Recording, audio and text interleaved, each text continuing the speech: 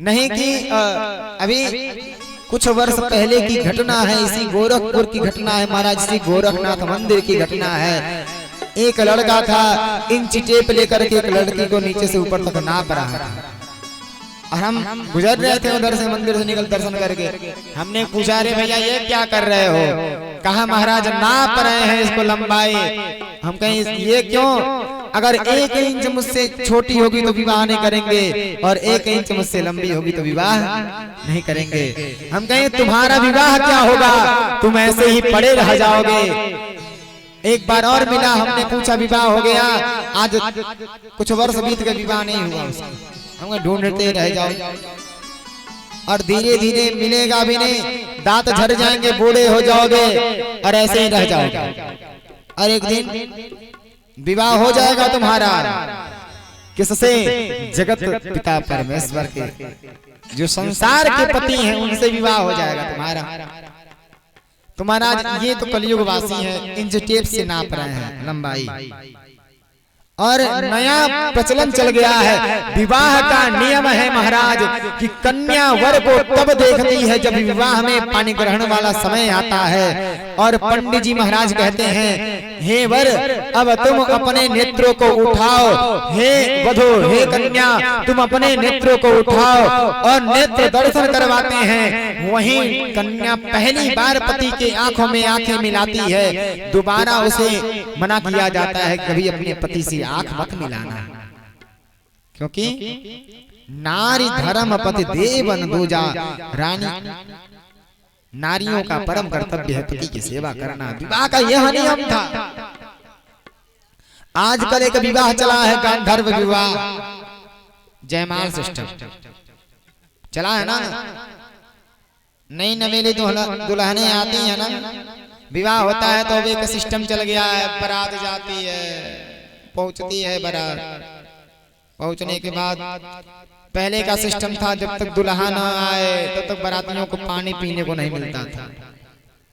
द्वार पूजा से पहले पानी पीने को नहीं मिलता था, जब वर का परछावन द्वार पूजा हो जाता था तब पानी पीने को मिलता था। आजकल दूल्हे की गाड़ी चौराहे में फंसी है और बारातियों की गाड़ी वापस आ रही है, भोजन वगैरह लबालब करके निकल पड़े, आधी बारात वापस हो गई, अभी दुल्हा पहुंचा ही नहीं। यह इस समय की घटना है, इस समय के लोग कर रहे हैं। लेकिन महाराज पहले के शास्त्रों में वर्णन आया है, विवाह पद्धति का वर्णन है कि कन्या वर को तभी देखती है जब पानी ग्रहण का समय आता है, और हाथ पे हाथ रख करके पंडित जी वेदों मंत्रों का उच्चारण करते हैं, दोनों की पितरों का नाम का उच्चारण करते हैं, सकोच्चार होता है। उस समय जब हाथ का मिलाप होता है, मेलन करने के बाद पंडित जी कहते हैं कि अपनी आंखों को उठाओ और अपने स्वामी की आंखों में देखो। पहली बार वहीं आंखों में आंखें देखी जाती हैं। साउथ की तरफ, दक्षिण भारत की तरफ महाराज पर्दा लगाया जाता है, अब पर्दे को धीरे धीरे नीचे किया जाता है, तब आंखों का दर्शन होता है। यह नियम है विवाह का।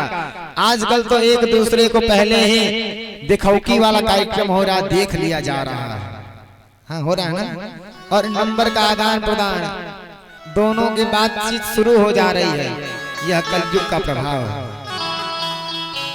बातचीत शुरू हो जा रही है। यह नया नियम चल गया है इस कलयुग वासियों का।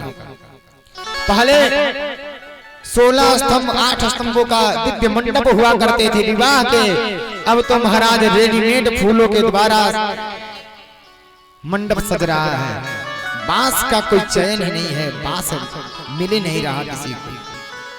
कन्या के शरीर के बराबर मध्य का रहता था, परंतु वो तो अब एक हाथ का मिलता है।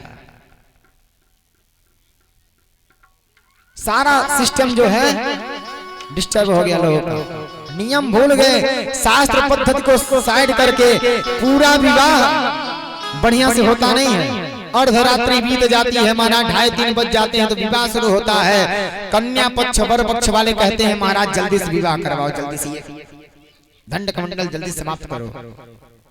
करोड़ों का खर्च हुआ इसी 2.5 घंटे की विवाह के लिए, सिंदूरदान के लिए, साकोच्चार वर्णन के लिए, सप्तपदी के लिए। और उसी समय लोग वा करके कहते हैं जल्दी करो महाराज जल्दी करो, और वही विवाह तलाक होता है, संबंध टूटते हैं। क्योंकि एक विवाह जब जयमाल का हो गया तो दूसरा विवाह करते हैं उसी रात सिंदूरदान का। एक गंधर्व विवाह कर लिए, उसी कन्या से दूसरा विवाह करते हैं, ब्रह्म विवाह, दो विवाह हो गया ना, एक कन्या के साथ एक ही रात में दो विवाह। यह विवाह की पद्धति नहीं है। उधर नाई को भेजा गया खोज के लिए, वर के चयन के लिए। नाई लेकर के आते हैं दिखाने के लिए वर।